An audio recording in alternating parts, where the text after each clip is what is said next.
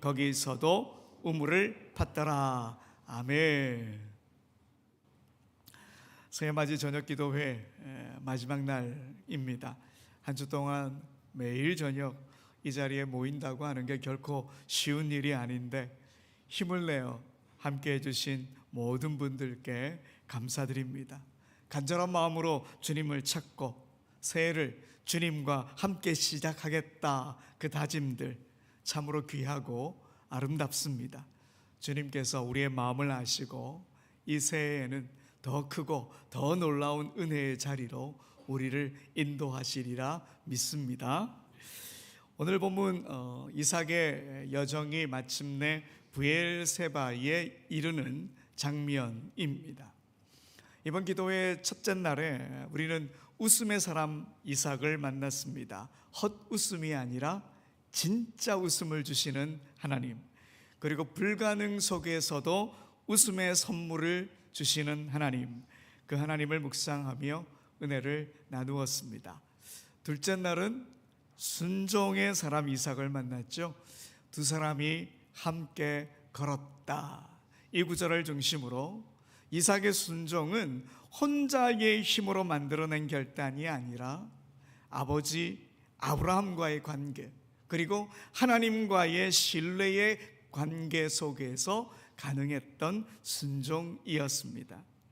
그리고 그 순종의 끝에는 그런 여호와의 일에 그 하나님을 만나게 되었지요. 셋째 날에는 약속을 이어가는 사람 이삭을 만났습니다.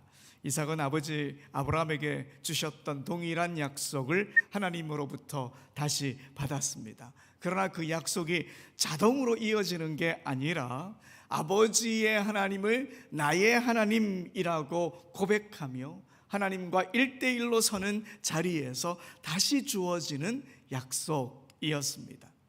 그리고 어제 넷째 날 우리는 우물을 파는 이삭을 만났습니다. 에색을 지나 신나를 지나 마침내 르호봇에 이르기까지 다툼과 적대의 자리를 통과해서 하나님께서 숨쉬게 하시는 자리, 마음이 넓어지는 자리로 이끌어 가시는 그 은혜를 우리가 다 보았습니다. 이 모든 과정이 하나님의 인도하심이었죠. 여러분, 정리해보면 지난 며칠 동안 우리는 이렇게 이삭을 살펴보았습니다. 웃음은 하나님의 가능성의 선물이다. 순종은 관계에서 흘러나온다. 약속은 1대1로 다시 받는 것이다. 하나님은 우리를 숨쉬게 하시는 분이시다. 이 흐름을 기억하시며 오늘 본문을 우리가 함께 살펴보겠습니다. 오늘 본문 이삭이 르호봇을 뒤로 하고 브엘세바로 옮겨가는 장면입니다. 그런데 여러분, 여기서 자연스럽게 우리가 이런 질문이 떠오르죠. 왜 또 이사를 하느냐? 르호봇에 머물러도 되지 않았을까? 여러분, 르호봇은 어제 살펴본 것처럼 더 이상 다툼이 없는 곳이었습니다. 숨을 쉴 수 있는 곳이었고 이삭의 마음이 넓어지는 자리였습니다. 안정된 삶이 가능해 보였습니다. 그런데 이삭은 그 자리에서 머물지 않았습니다. 다시 짐을 싸서 브엘세바로 향했습니다. 왜일까요? 여러분, 오늘 본문 23절 우리 함께 한 번 더 읽어봅시다. 시작. 이삭이 거기서부터 브엘세바로 올라갔더니, 성경이 분명히 말하죠. 브엘세바로 어떻게 해요? 올라갔다. 여러분, 올라갔다는 표현이 참 의미심장합니다. 여러분, 브엘세바는 이스라엘 땅의 최남단입니다. 성경은 이스라엘 전체 땅을 언급할 때 종종 이렇게 표현하죠. 단에서부터 어디까지요? 브엘세바까지. 단에서부터 브엘세바까지. 이렇게 이스라엘의 땅의 영역을 말합니다. 단은 이스라엘의 최북단입니다. 브엘세바는 이스라엘의 남쪽 끝입니다. 그렇다면 브엘세바 아래는 뭐가 있을까? 네게브 사막입니다. 그러니까 더 이상 내려갈 수 없는 곳, 생존의 마지막 경계선이 바로 브엘세바입니다. 그런데 지리적으로 보면 이상합니다. 그 전에 있었던 르호봇은 브엘세바보다 더 북쪽에 있습니다. 거기서 남동쪽으로 이렇게 내려와야 브엘세바가 있습니다. 그러니 성경이 어떻게 기록해야 지리적으로 명확하냐? 브엘세바로 내려갔다, 이렇게 써야 맞을 텐데 성경은 굳이 브엘세바로 어떻게 해요? 올라갔다, 이렇게 기록하고 있습니다. 여러분, 이건 단순한 방향 설명이 아닙니다. 성경의 의도가 담긴 표현입니다. 성경에서 올라간다, 이 말은 하나님을 향한 방향을 가리킬 때 자주 사용됩니다. 요한복음 2장에 보면 예수님께서 갈릴리에서 예루살렘으로 가시는 장면, 여러분 어떻게 기록하고 있는지 볼까요? 요한복음 2장 13절의 말씀을 함께 읽어봅시다. 유대인의 유월절이 가까운지라 예수께서 예루살렘으로 올라가셨더니. 아멘. 여러분, 갈릴리, 예수님이 계신 곳은 갈릴리인데 북쪽이에요. 예루살렘은 더 남쪽이에요. 그런데 성경은 뭐라고 한다고? 예루살렘으로 내려갔다고요? 아니요. 어떻게 해요? 예루살렘으로 올라갔다. 왜냐하니 예루살렘에는 성전이 있었고요, 하나님께 예배드리는 자리가 있었기 때문입니다. 하나님을 향해 나아가는 길이었기에 올라갔다, 이렇게 표현한 거죠. 이 관점으로 보면 이삭의 이동도 분명한 의도가 있었던 겁니다. 지금 이삭의 의도는 브엘세바로 왜 가느냐? 하나님을 더 깊이 만나기 위해서 브엘세바로 올라간 겁니다. 사실 이삭은 르호봇에 머물 충분한 이유가 있었습니다. 어제 본문 22절 마지막에 보면 이삭 자체가 자기가 뭐라고 이야기하느냐면 이 땅에서 우리가 번성하리로다. 이삭이 르호봇에서 그렇게 말했다니까요. 이 땅에서 우리가 번성하리로다. 이삭 자신도 르호봇에서 계속 살아갈 수 있겠구나, 이런 생각을 가졌습니다. 더 이상 다툼도 없으니까요. 하지만 그는 르호봇에 머물지 않았습니다. 르호봇은 어제 살펴본 것처럼 숨쉬게 해주는 자리였지만 브엘세바는 하나님을 더 깊이 만나는 자리였기 때문입니다. 그래서 이삭은 편안함을 따라 움직이지 않고 안정을 따라 머물지 않고 하나님을 향해 한 걸음 더 나아간 거죠. 여러분, 이 브엘세바 어떤 곳인지 아십니까? 그곳은 바로 아버지 아브라함이 하나님을 깊이 만났던 자리입니다. 하나님의 말씀이 임했던 자리이고 언약의 기억이 살아있는 자리입니다. 아버지 아브라함과 브엘세바 이야기는 창세기 21장에 기록되어 있는데요, 그 장면을 보면 아브라함 역시 이 우물 문제로 아비멜렉과 갈등을 겪습니다.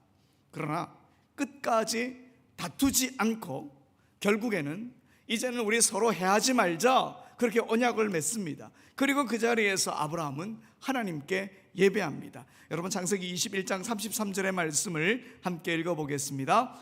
아브라함은 브엘세바에 에셀나무를 심고 거기서 영원하신 여호와의 이름을 불렀으며. 아멘. 여러분, 여기서 에셀나무를 심었다, 이 말은 이곳에서 오래 머물겠다, 그 고백이고요, 이 자리를 하나님 앞에 드리겠다, 이런 신앙의 선언입니다. 이삭이 이 일을 또렷하게 기억하고 있었는지는 정확히 알 수 없습니다. 그때 이삭은 아직 어린 아이였으니까요. 그러나 분명한 것은 그의 마음 깊은 곳에 아버지가 하나님을 깊이 만났던 자리로 가고 싶다라고 하는 갈망이 있었다 하는 것이죠. 르호봇은 숨을 쉬게 해주는 자리였지만, 마음이 조금은 넓어지고 다툼이 멈춘 자리였지만, 브엘세바에서 이삭은 하나님을 더 깊이 만나고 싶었던 겁니다. 브엘세바는 바로 하나님과 깊이 교제하는 자리였습니다. 그래서 이삭은 멈추지 않았습니다. 더 깊이 하나님을 만나기 위해 브엘세바로 올라갔습니다. 여러분, 우리 한번 솔직히 말해볼까요? 이삭, 그동안 정말 힘들지 않았습니까?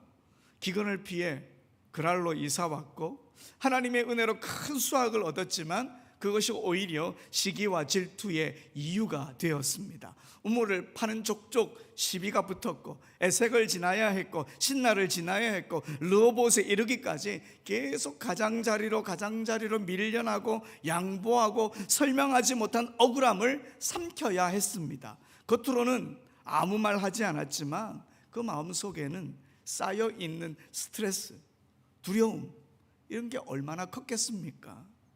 이제는 좀 괜찮아질까? 다음엔 또 무슨 일이 일어날까? 정말 평안한 삶 내가 살아갈 수 있을까? 이런 마음이 쌓이고 쌓여서 이삭은 이제 결국 결단합니다.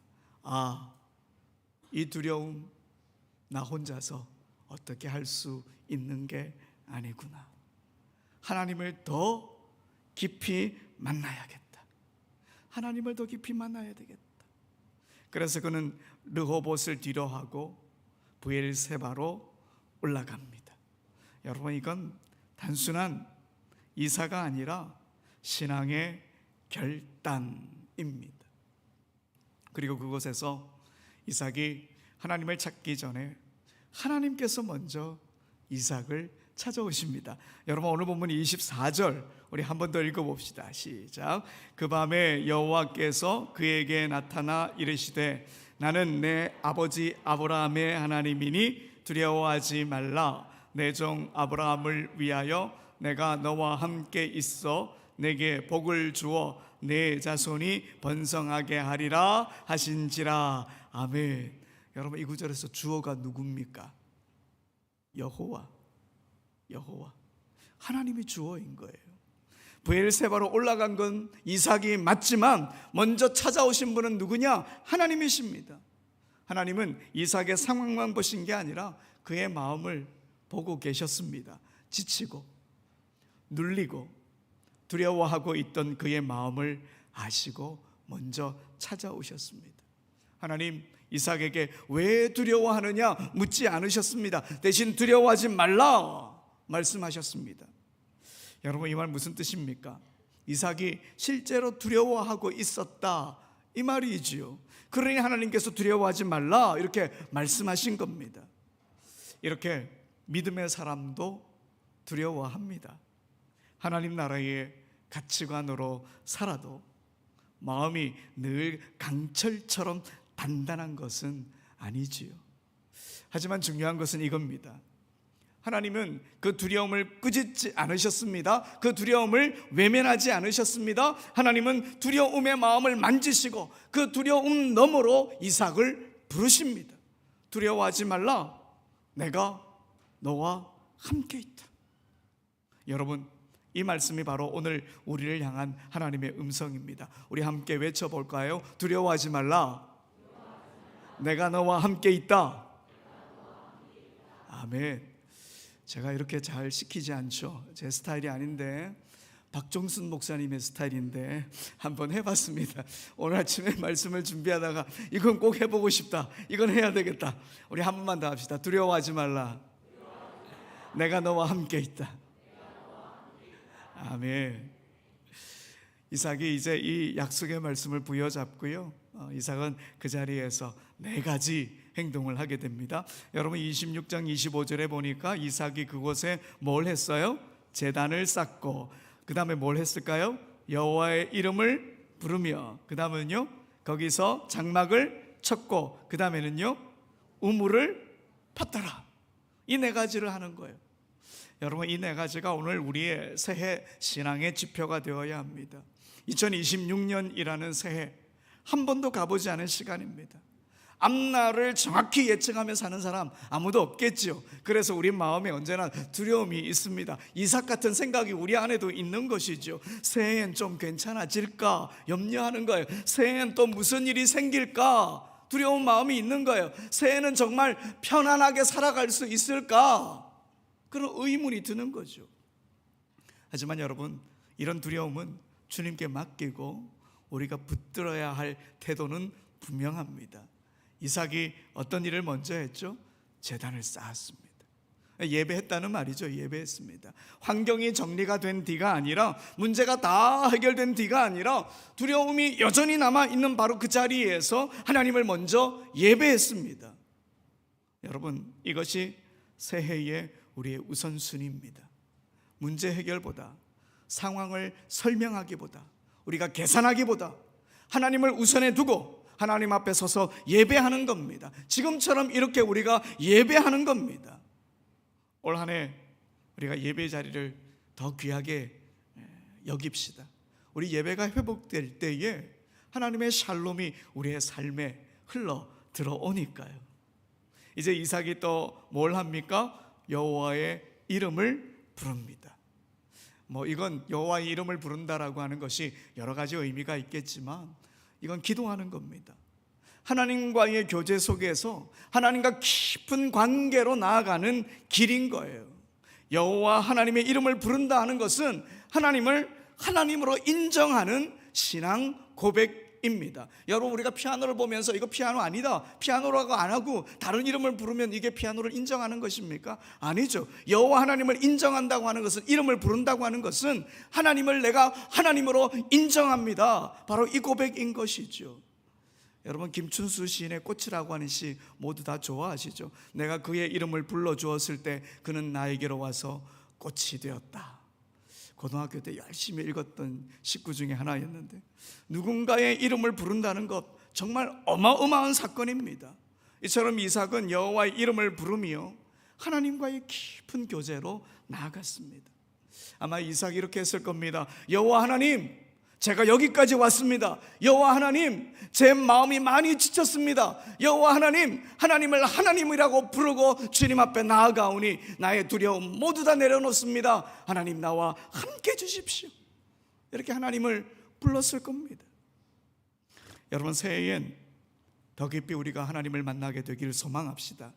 기도는요, 하나님과 연결되는 숨구멍입니다.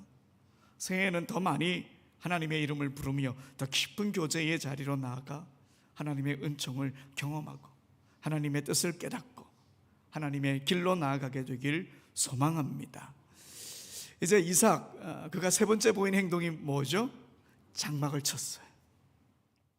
장막을 쳤다는 말은 삶의 거처를 정했다는 거죠. 이곳에서 이삭 오래도록 살아갑니다. 쌍둥이 아들 에서와 야곱도 낳고요, 그렇게 살아가게 됩니다. 장막을 쳤다는 것은 이제 더 이상 떠돌지 않겠다, 이 결단입니다. 하나님이 말씀하신 이 자리에서 살겠습니다. 하나님 곁에 내가 머물겠습니다. 이런 결단이고 고백입니다. 여러분, 신앙은 하나님 곁에 머무는 겁니다. 잠깐 방문했다가 떠나는 게 아닙니다. 하나님과 함께 사는 삶입니다. 새해엔 다른 곳에 장막을 치는 게 아니라 하나님의 말씀이 있고 하나님의 임재가 있는 곳에, 하나님의 뜻이 있는 곳에 우리가 장막을 치고 머물게 되길 소망합니다. 그리고 마지막으로 이삭 또 뭘 하죠? 우물을 파요. 르호봇에서도 우물을 팠고 이제 브엘세바에서도 우물을 또 팝니다. 여러분, 이건 정말 중요합니다. 은혜를 경험했다고 삶의 노동이 사라지는 게 아닙니다. 삶은 계속되어야 합니다. 우물을 팠다는 것은 앞으로의 여정도 계속 이어질 것이다. 삶도 이어지고 신앙도 이어지고 지속성을 이야기하는 겁니다. 오늘은 오늘의 우물을 파는 바로 그 지속성입니다. 신앙에 있어서도 말씀, 기도, 용서, 양보, 사랑, 이게 어디 한 번에 끝나겠습니까? 계속해야 되잖아요. 계속해서 살아내야 할 우리의 삶의 자리고 하나님 나라의 가치관입니다.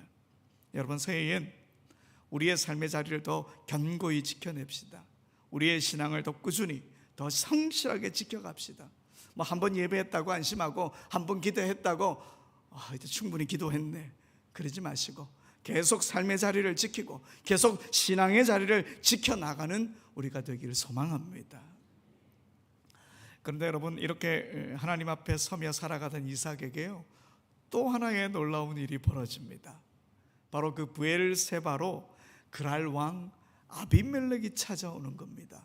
그것도 혼자 온 게 아니라 그의 최측근인 아우삭과 군사령관 비골을 데리고 찾아옵니다.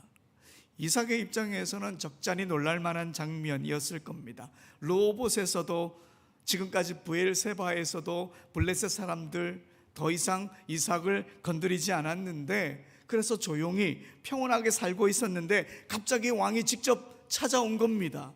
이삭의 마음에 어떤 감정이 올라왔을까요? 야, 올 게 왔다. 이제 더 이상 물러설 것도 없구나. 그런 생각과 함께 그동안 쌓여왔던 억울함과 서름이 그냥 순식간에 그냥 다 터져 나온 게 아닐까. 이삭이 이렇게 말하죠. 당신들이 나를 미워해서 이렇게 쫓아내고선 무슨 일로 나에게 왔습니까? 여러분, 이 말은 조금은 날이 서 있고 조금은 상처가 묻어 있는 말이지요. 그런데 그때 아비멜렉의 입에서 정말 뜻밖의 고백이 흘러나옵니다. 여러분, 오늘 읽지는 않았지만 오늘 본문 다음에 있는 28절, 29절 우리 함께 읽어봅시다. 그들이 이르되 여호와께서 너와 함께 계심을 우리가 분명히 보았으므로 우리의 사이 곧 우리와 너 사이에 맹세하여 너와 계약을 맺으리라 말하였노라. 너는 우리를 해하지 말라. 이는 우리가 너를 범하지 아니하고 선한 일만 네게 행하여 내가 평안히 가게 하였음이니라. 이제 너는 여호와께 복을 받은 자니라. 아멘. 여러분, 이 고백이 얼마나 놀라운 고백입니까? 아비멜렉은 이삭의 삶을 유심히 지켜보았던 사람입니다. 그라를 떠나기 전에 떠난 이후에 이삭을 모두 알고 있었습니다. 우물 문제로 갈등이 생길 때마다 이삭이 어떻게 반응했는지, 억울한 상황 속에서도 어떻게 처신했는지, 그리고 그런 위기 속에서도 오히려 더 단단해지고 성숙해지고 성장해가는 모습을 이 아비멜렉이 본 거예요. 그리고 마침내 그는 이삭의 배후에 계신 하나님을 본 거죠. 여호와께서 너와 함께 계심을 우리가 분명히 보았노라. 정말 멋지지 않습니까?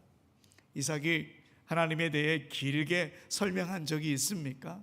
이삭이 아비멜렉에게 설교한 적이 있습니까? 아닙니다. 그는 그저 하나님의 나라 방식으로 살았을 뿐입니다. 양보했고 다투지 않았고 움켜쥐지 않고 맡겼습니다. 그런데 그 삶 자체가 하나님을 증거하는 일이 되었습니다. 그래서 아비멜렉은 왕의 체면도 힘의 논리도 다 내려놓고 떠돌이 목자에 불과했던 이삭과 평화의 언약을 맺게 됩니다. 여러분, 한번 가만히 생각해 보세요. 평화조약은 보통 누구와 누가 하느냐? 나라와 나라 사이에 맺습니다. 왕은 왕과 계약을 맺습니다. 그런데 왕인 아비멜렉이 이삭을 찾아와서 언약을 요청합니다. 여러분, 이 장면 자체가 하나님께서 이삭의 삶을 어떻게 높이셨는지를 보여주는 증거입니다. 그리고 그곳의 이름이 바로 브엘세바입니다. 여러분, 브엘이라고 하는 말은 우물이라고 하는 말이고요, 세바라고 하는 것은 맹세 혹은 7, 7이라고 하는 의미를 갖고 있습니다. 그러니까 브엘세바는 맹세의 우물이기도 하고 7 우물이기도 합니다. 사람 사이의 언약이 이루어진 자리이면서 동시에 하나님께서 신실하게 일하셨음을 증명해 주신 자리입니다. 에색의 시간, 신나의 시간, 르호봇의 시간을 지나 마침내 하나님이 이끄신 자리, 그 열매가 바로 브엘세바였습니다. 여러분, 이렇게 브엘세바는 하나님 나라의 방식으로 살았을 때 결국 끝까지 하나님이 책임지신다, 이 사실이 증명된 자리입니다. 그런 이 맹세의 우물 브엘세바는 사람과의 맹세이기도 하지만 그보다 먼저 하나님의 신실하심이 드러난 우물입니다. 사랑하는 여러분, 우리 인생도 그렇습니다. 에색의 시간이 있습니다. 신나의 시간이 있습니다. 르호봇의 숨 고르는 시간도 있지요. 그러나 거기서 멈추지 마십시오. 하나님은 우리를 브엘세바로 부르십니다. 두려움 너머로 하나님을 더 깊이 만나는 자리로 우리를 부르십니다. 여러분, 새해를 이 믿음으로 시작합시다. 두려움을 안고도 하나님께 올라가는 신앙인이 됩시다. 끝까지 하나님 나라의 가치관을 붙드는 신앙인이 됩시다. 이런 우리 삶을 통해 세상의 많은 아비멜렉이 하나님이 당신과 함께 계심을 보았소, 이 고백을 하게 될 것입니다. 새해에도 하나님과 동행하며 우물을 파는 인생, 두려움 너머로 부르시는 하나님께 응답하며 살아가는 우리 모두가 되길 간절히 소원합니다. 우리 이 시간 함께 찬양합시다. 세상 흔들리고 사람들은 변하여도